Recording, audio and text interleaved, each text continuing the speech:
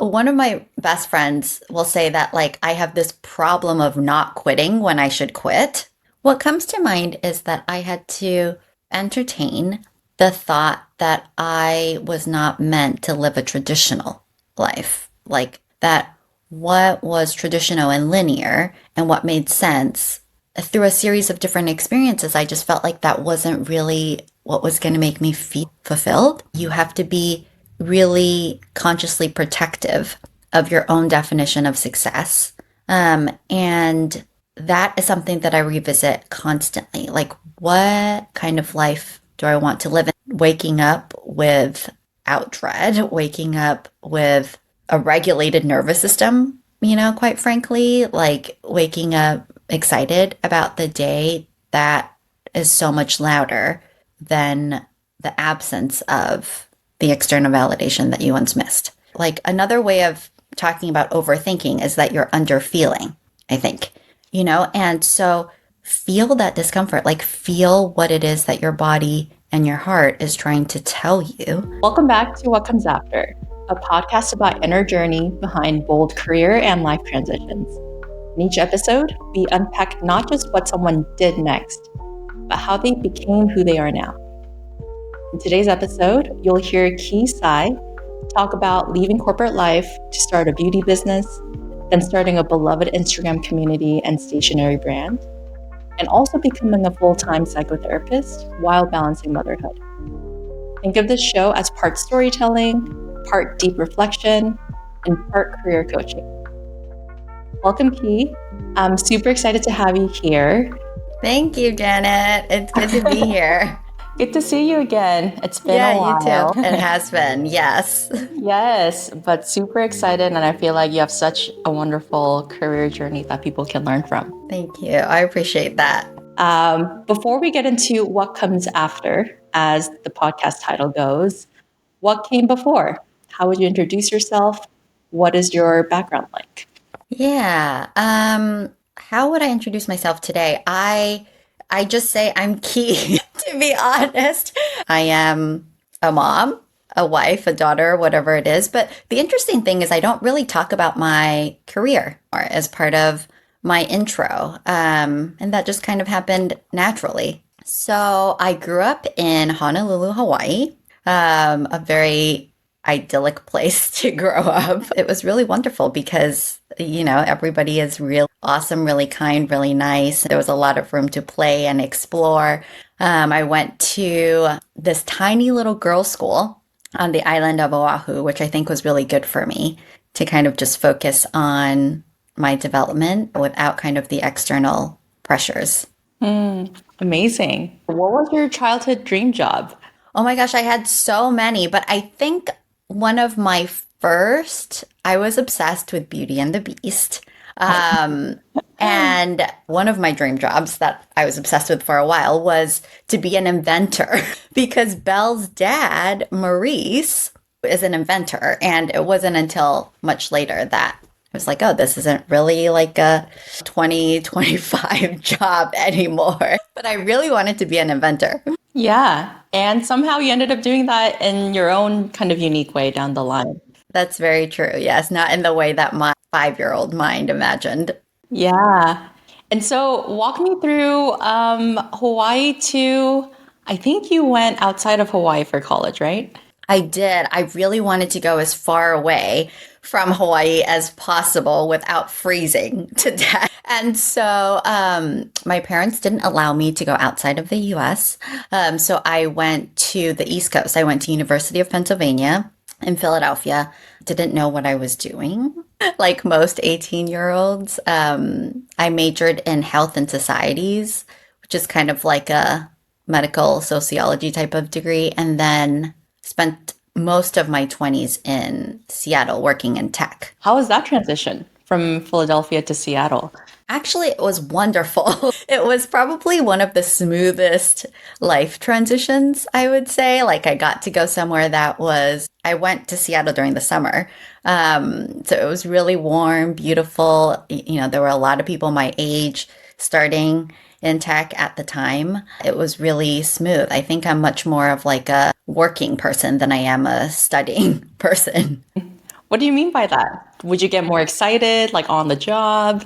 Yeah, it just felt like there was more purpose and you're working as a team, which I have always really enjoyed as opposed to studying. It feels more kind of individualistic, and studying doesn't feel as cumulative to me because you end after a quarter or a semester or sometimes even after an exam, at least the way we do it here in the US. And working just felt like, okay, I can, like, my life is progressing. It's fluid, there's continuation. Yeah. And continuation directly into corporate. So, how long did that last? How did you feel about that? I was in corporate on and off because I did, take some time to do a little startup there in between. For a decade or so, a little over a decade, I was in corporate. Yeah, a good amount of time. What kept you coming back? It sounds like you were on and off for a bit, and we'll dive into various ventures that you got to try, and some of them you still do today. So that's really exciting. But what are some things that kind of pushed you away and then pulled you back? Yeah. I think the structure of corporate is really awesome for someone who's starting out. You go somewhere, you know what the expectations are. There's like what we call commitments, accountabilities, objectives, things like that, key metrics to keep you on track. So, for better or worse, you kind of feel like there is always the sense of progression in your life, which I really enjoyed. And that also is probably why I left, um, because I kind of felt like it was an artificial way of progressing to me. It felt like, okay, it looks like I'm really progressing. It's been 10 plus years now. Here's what I've done with my career. But as a person, I felt like there was more to explore. Yeah. Can you recall maybe one or two very specific moments where you're like, oh, this is not the place for me anymore? Yeah. Oh my gosh, so many to be frank. Because one of my best friends will say that like I have this problem of not quitting when I should quit. So like when I was growing up, I played piano for so many years up until I went to university. But from the time I was like 9, I hated piano.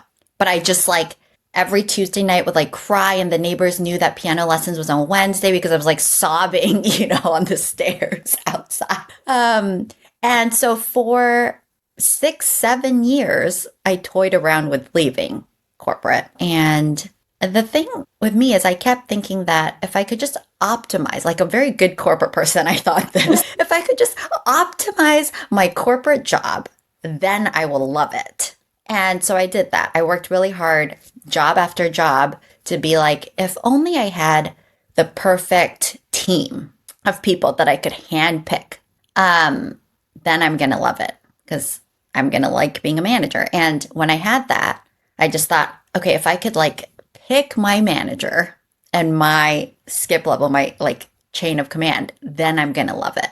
And then that happened. I was very lucky in this way. And then finally, in my last job in corporate, I found myself in the perfect situation for me, working on brand new, kind of like what we'd call 0 to 1 products, and I had a great team who I loved working with. My manager was phenomenal, and I was probably the most kind of, I don't want to say unhappy, but I felt that tug the most. And so I thought, okay, well, I've optimized my day to day, and it still feels that way. So that's probably when I knew.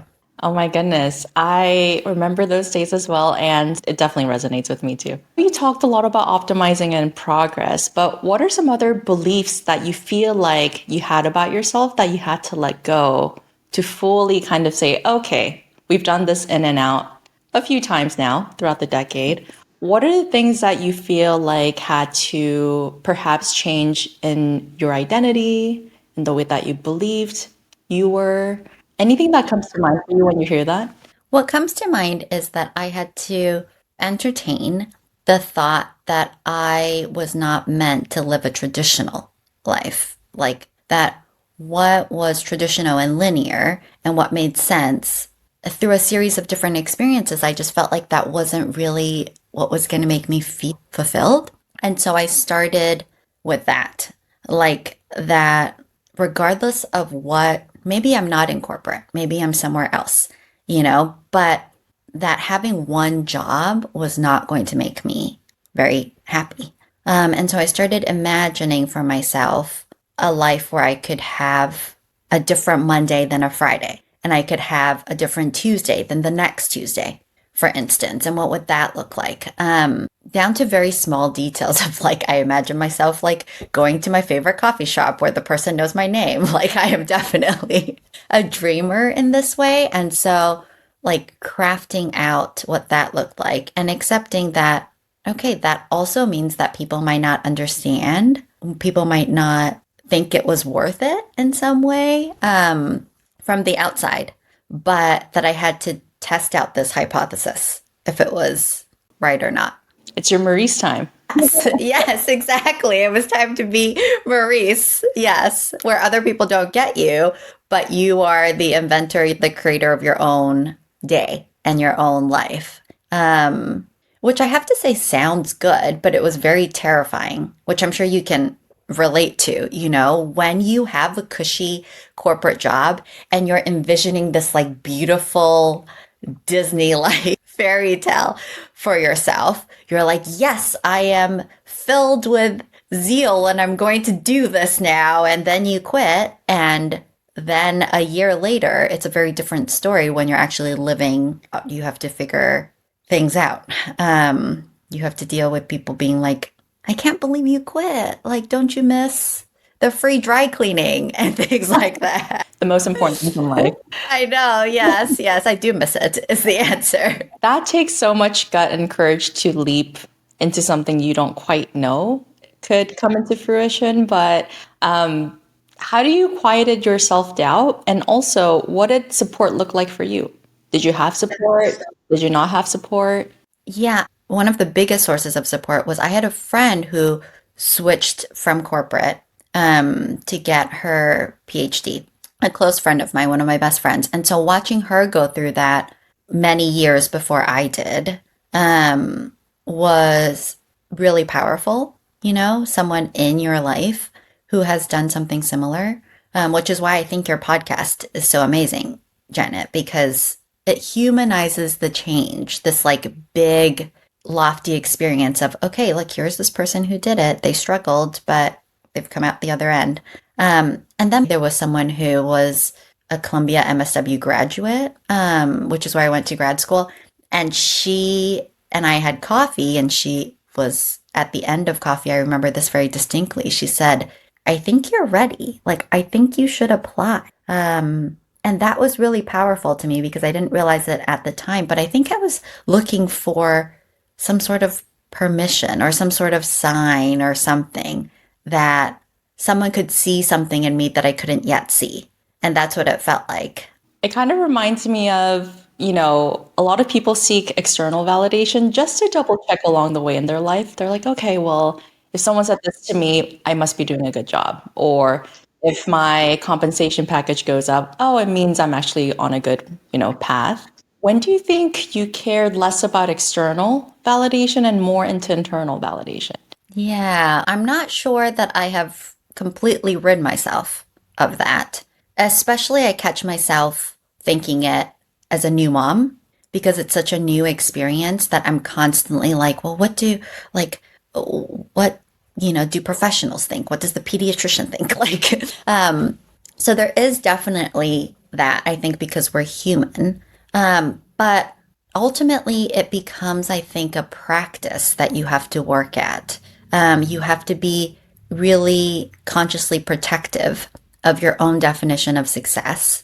And that is something that I revisit constantly. Like, what kind of life do I want to live? And that's kind of the grounding factor for me when I catch myself needing external validation. Actually, that was one of the biggest reasons why I thought I shouldn't go into therapy, is because as a psychotherapist, there's really no one telling you you're doing a good job, quite frankly. Like, maybe the client, but that's at the end of their therapeutic journey. For most of the day to day, you are in this battle with yourself in sessions with clients. And so I really missed that about the corporate world in the beginning. Like I was really looking for someone to be like, if I have a great insight with a client in session, the client sometimes would just be like, okay, yeah. And I'm sitting here in my head thinking, no, we've just stumbled upon this big milestone. And I want to look around for someone to be like, great job, Key. You did so good in that moment.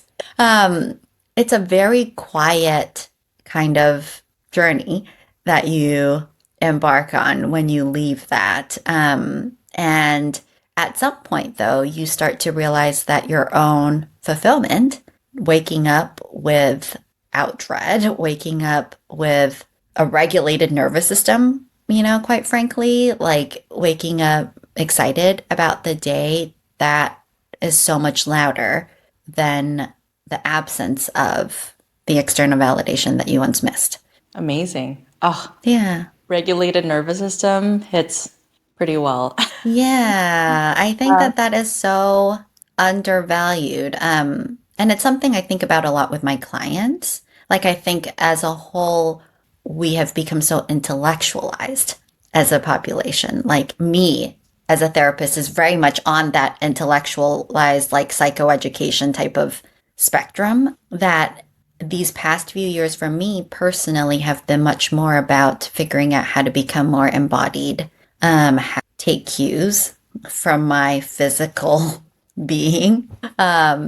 Yeah, that's my current challenge. What are some cues you've noticed, like in your beauty business when you were launching it, or when you opened that Instagram account of Tales of Eleanor for the very first time? What were the cues that you faced when you were wearing a student hat again? What were those moments and signals you faced?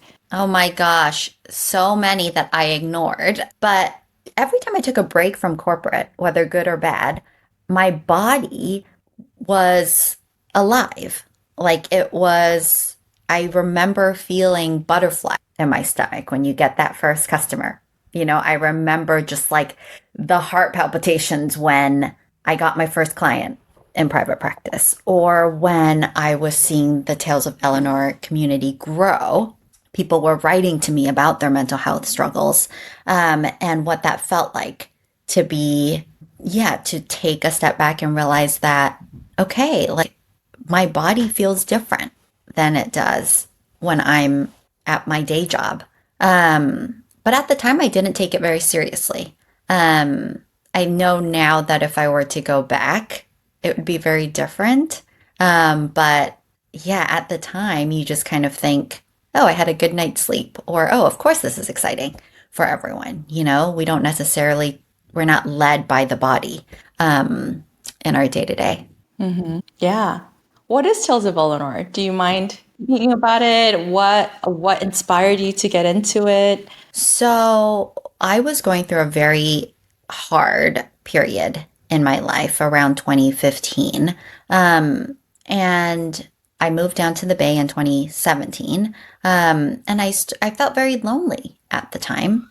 And because I had left all of my family and friends, in Seattle, I don't know what got into me this one day, but I started drawing my own personal struggles, but in the form of a hedgehog named Eleanor. And tiny small things like my hair is frizzy, Eleanor's hair is frizzy, or like Eleanor can't get out of bed today. And for a long time, I had 370 followers. And I was like, I can't believe 370 people want to follow this little imaginary hedgehog. And then at some point, things changed and it started growing, the community, and people started writing to Eleanor in DMs about struggles that they were having. A miscarriage, an eighth grader who had really bad social anxiety. And I started creating these relationships. And actually, I would say that was a big support for me as well, to your earlier question, because it gave me more confidence that mental health was an area I wanted to formalize some sort of career. But yeah, now it's grown into this community, and people started asking for, oh my gosh, can I have, paper goods and cards and stationery and pins from this? And so I started making merchandise. And this year I'm focused on getting it into retail So we have a bunch of stores, actually one down the street from me, which is really exciting. Yeah. And yeah, there's like 25 or so retailers at the moment that carry the brand. Wow, what a journey since 2015. Yeah. Yes. Yeah, exactly. I think that at the time you can't really see the purpose of your struggle. But there always is some sort of life altering purpose, I would say, with anything that we go through. And Eleanor was kind of the embodiment of that for me. And by living through Eleanor, do you think you've discovered different parts of yourself? Yes. Yes. I think that Eleanor is in many ways like my idealized version of myself. Like she is a lot more honest. She is a lot more brave. She is a lot more broken and human and messy. And I think that's why people feel comfortable.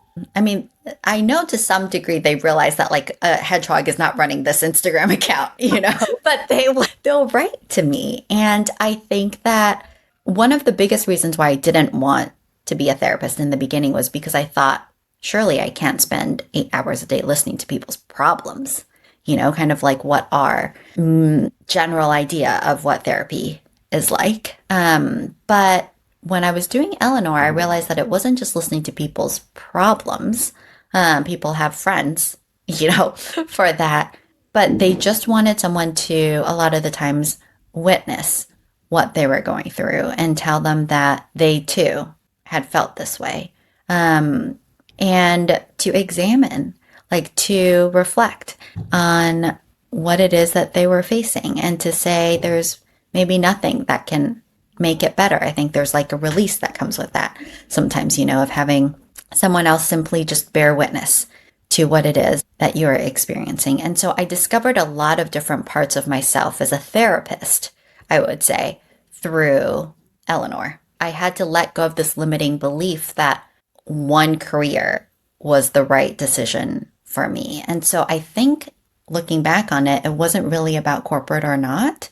It was about crafting my own day, crafting your own life. I wanted to work on Tales of Eleanor on Monday, and then from Tuesday to Friday, see clients, and in the evenings, I wanted to draw. There's a lot of external factors that also come in, kind of like finances, feeling grounded enough to take risks. Do you feel like you've had an imaginary number or imaginary kind of like, okay, as long as I get to this place in my life, emotionally, mentally, financially, I think I can leap at this point? Or was it kind of that you were pushed to the edge of the cliff and you're like, okay, well, the universe is telling me to leap even when I don't have everything set? Like, what was that feeling?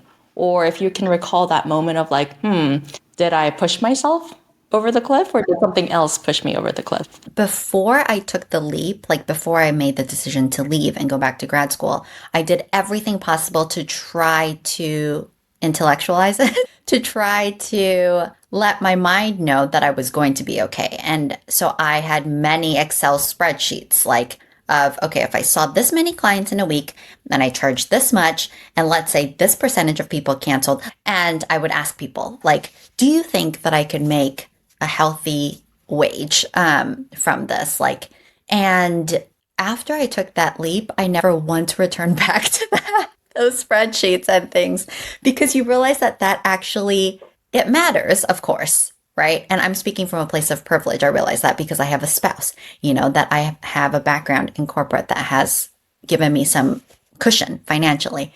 But before you take the leap, you think the financial stuff is what will give me this feeling of safety.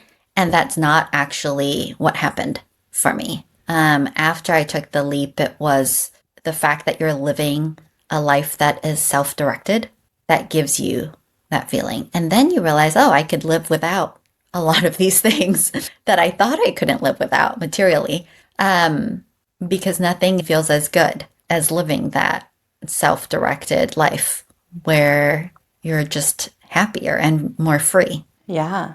When you think of someone who's truly led a self-directed life or a role model that you had before you took that initiative yourself? Like, is there anyone that comes to mind? Is it that you just knew deep inside this is the path for you and you kind of have to go through the tunnel? What was that like for you? At the time, I didn't really have that many role models who were doing something like this. Back to your original question of like, how do you introduce yourself? I felt like people had really wonderful one sentence intros about themselves. Like, I'm the CMO of this company, or I am a writer, an essayist. And so actually, I think, look, for me, during my darkest periods of transition, I look to people in the past. There's this great, I don't even know how to describe her. Her name is Nais Nin. Oh, yeah. And yeah, Uh-huh. so like, how would you describe what she is? I don't know. She was a lover, she was a writer, she was a psychoanalyst kind of client. I don't know. But people who are hard to introduce, actually, quite frankly, were my role models. And she has this great, wonderful quote that at the time was very guiding for me, which is live out your confusions until they become clear. Mm, And I love that. yeah, it was really powerful because you don't have to make a decision now. I mean, it took me like, 6, 7 years to until the confusions became a little less blurry, I would say, not even clear.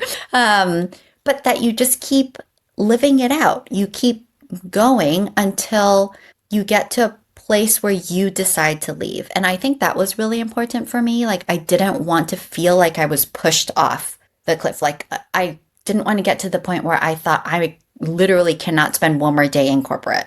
I wanted it to be a choice from me. I wanted it to be a decision to walk away from as opposed to running from. And yeah, I think I did that with the decision to go into therapy. I feel very at peace about that transition. Yeah. Peace and empowered, it sounds like. Right. Exactly. Yeah. Yeah. I don't know if your experience was that way as well. I'll have to listen to your episode when it is out. But I think that's what ultimately gives you the sense of, okay, I'm ready, as opposed to, wow, that was just something I hated, you know? Definitely. I think it really spoke to me when you mentioned that you had to eventually give permission to yourself to be multidimensional. And I think in our society, a lot of people don't know what that really means or to embody what being a multidimensional human is. You can be this and that and that and that. And I think that's really difficult to explain to people. And therefore, it's easier to kind of corner yourself into a default one liner, kind of like what you said. Yeah, exactly. Exactly. And it feels safe. It is a lot more scary to say, oh, I don't know, like how I would describe what I do day to day, But I think the nice thing is that instead of describing yourself as like what you produce, what the outcome of your existence is, you start to describe yourself as who you are in relation to the people that you love. Like I start to say, I am Zoe's mom, for instance, right? And then that in and of itself can be quite healing in the journey. Yeah. You talk about kind of the figuring it out stage and then the clarity stage. But what do you think you're still figuring out today? Oh my gosh, I know this so well, which is motherhood. Like, and I bet you knew that I was going to say that too. Motherhood is something else, Janet. Like, I don't think it's something that you can really prepare for, although I tried. It's very, very, very difficult. And I think it challenges you in ways that I've never been challenged to try to nurture and grow a living being that has no emotional regulation skills, that just like wants what they want and that changes what they want. I actually was thinking about this, like what is exactly really difficult about being a mother for me. And I think that part of it is because as people who've worked in corporate and been relatively successful, you're used to putting in effort and having a certain outcome. Like we work on this podcast episode. podcast episode appears, right? With motherhood, you can put in the exact same effort. Day one, you put in A, you get B. Day two, you put in A, you get C. And then day three, you put in A and you get a tree. Like it just like it's so it is both beautiful in that way, but also really tests me. So I am still figuring that out hour to hour. Yeah. Yeah. Beautiful and a bit nonsensical, it sounds like. Yes, yes. And you really have to keep yourself very calm as a mother because babies use co regulation. Like, we're talking about the nervous system because they have no emotional regulation skills. A lot of the times, my daughter is looking to me to help regulate her nervous system. If I am frustrated, if I am anxious, it makes things so much worse. And so that has been a big somatic challenge for me. Yeah. And guess what? Sometimes we still do that in our adulthood. Yeah. Yes. Yeah. Exactly. Exactly. It's very true. But I think motherhood is something that I'm going to be figuring out for the rest of my life, quite frankly, because she changes every day. And it is this complex, wonderful experience, but it is also so freaking hard in a way that I didn't expect. I hear you. Um, I also think having that much of a shakeup in your personal life could also change the way that you define success. And so, what does success mean for you now? Yeah. I think that success for me personally, I talked a little bit about living a self directed life. And that is what success means to me.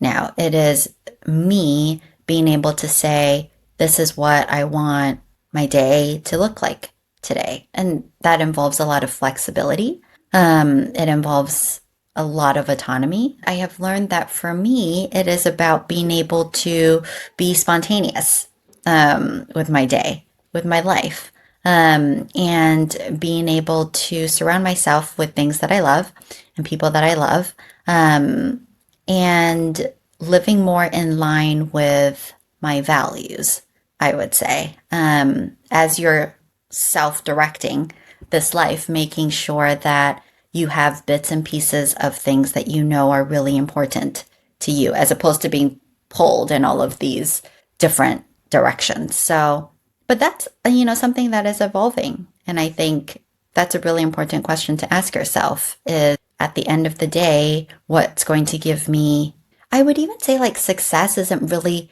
the word that I would use because success to me feels almost like there is this level of differentiation that is needed. Like that, well, what is an unsuccessful life? In that case, I would just say, what is the life that will give you the most fulfillment, which I feel like leaves more room for people to look inward, and figure out what is it that you want.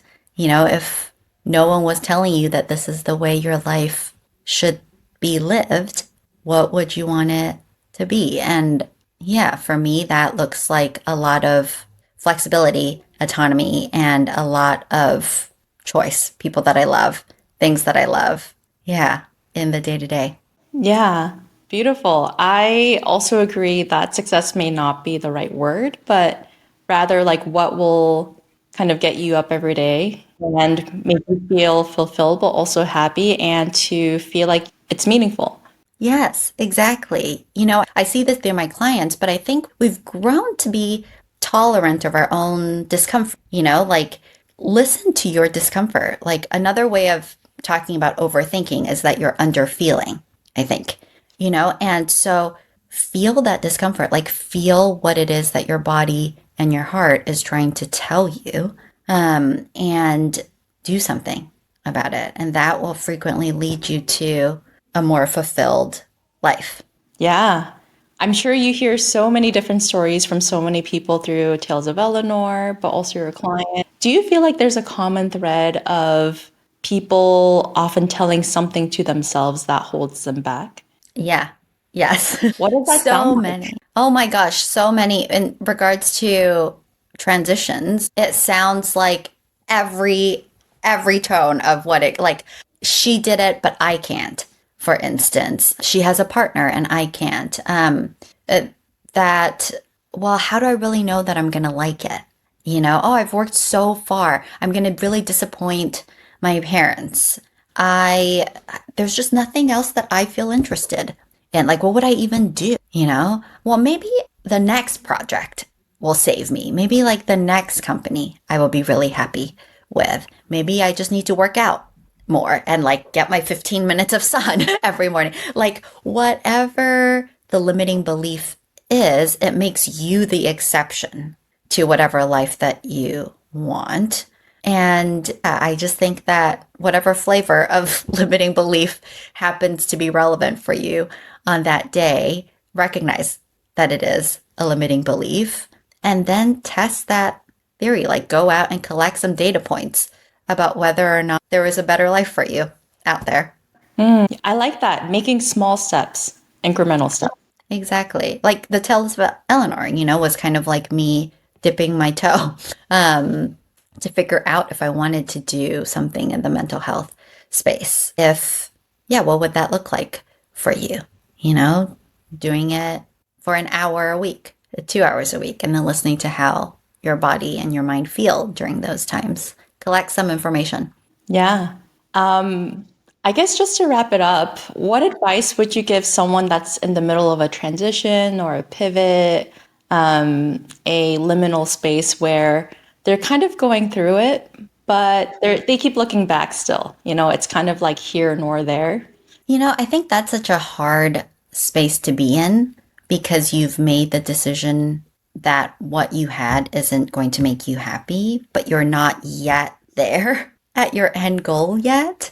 And you're still learning the skills like of what it'll take, right, to achieve that life that you want. And what I would say to them in that moment is to just keep going. Like at some point, you will get there. At some point, you will, and it'll be very gradual. It's not like this sudden, snap and, oh my gosh, my life is what I had expected. But the struggle is part of the process. Like when I see my toddler, who's trying to learn how to emotionally regulate, and she's like on the floor having a tantrum, having a meltdown, that is her learning. Like that is her, she needs to go through that to realize that the feeling can go in her and out of her and through her. And so like, don't think that this is a sign that you're not on the right track. Just keep going. Just push through that moment of discomfort, and you'll get to the other end, hopefully. Aw, I really believe so too. I mean, look at you starting a business in 2015, and I'm sure there was no specific timeline for you personally, I'm guessing, but you kind of go through it and see how your goals and your dreams evolve with it. Yeah, More for people to exactly. know. Yeah, we're like evolving beings, and like leave room for yourself to evolve in this way. Yeah. Thanks so much, He, for joining me today. Of course. It was lovely. It was so good to chat with you. I want more people talking about this, Yes. more people living the way that they want. So I think this is such important conversations to have. Yay. And if anyone wants to stay in touch, how would they do that with you? Well, they can email me and they can look me up. I mean, my email is kectsai@gmail.com. They can follow the imaginary hedgehog, Eleanor, to Yes. stay. What is the Yeah. handle? It's Tales of Eleanor on Instagram. Great. Yeah. But they can contact you. Like there's many ways to get in touch with me. Amazing. Thanks Yeah. again. Of course, Janet. Thank you so much.